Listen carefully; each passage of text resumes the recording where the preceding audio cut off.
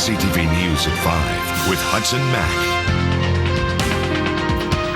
Good evening. Thank you for being here. Hudson Mack is away tonight. I'm Joe Perkins. BC Hydro's smart meter installation program has fallen short of its goal, and the province has now given the utility an extra year to get it done. Hydro says the missed deadline is due to staff and equipment shortages, as well as resistance from customers. But the NDP says it's a sign of a bigger problem.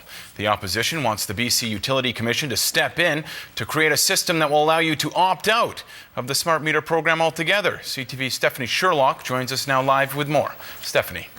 Joe, the Liberal government removed the smart meter program from independent oversight when it passed the Clean Energy Act in 2010. The NDP says that was the wrong move. And energy critic John Horgan says he has tens of thousands of emails from disgruntled hydro customers to prove it. It was a terrible idea. Without the ability for the public to get honest, transparent answers from the government and from BC Hydro, they were left to their own devices. Which for many BC Hydro customers meant turning to the internet. And a quick Google search of smart meters will give you thousands of pages of bad news. What Hydro needed to do was defend the program. The Liberals wouldn't let them. Defend it to people like Gerard Wood. I wish I could put a clamp on it. The Nanaimo man posted this sign on his existing hydro meter, clearly letting the utility know he does not want the smart version. There's an underlying health issue. I don't know how valid it is, but I know that there's studies that have been done in Europe, and they've actually ripped all the smart meters out there. So there's things that should be investigated before we actually get ahead of ourselves.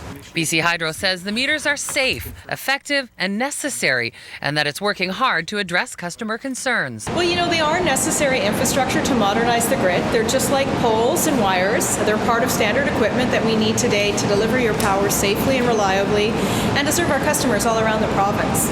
Horgan says people are more likely to trust answers from the BC Utilities Commission.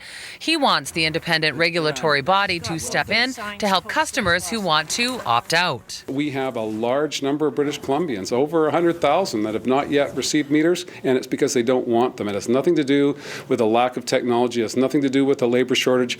It's customers that are saying no. We've allowed customers to temporarily delay the installation of their meter while we work with them and while we address their questions.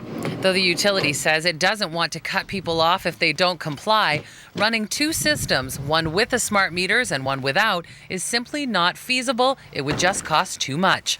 Wood says he will continue to resist the new technology for as long as he can. I guess there's nothing I can actually do about that, but I have a couple mean dogs that are usually outside when I'm not home, so hopefully they'll keep them off.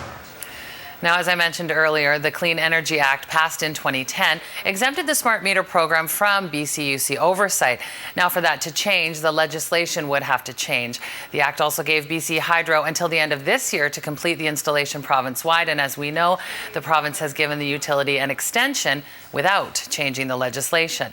The NDP says it is committed to restoring the Commission's regulatory role should it get the opportunity. Stephanie Sherlock reporting tonight. Thank you.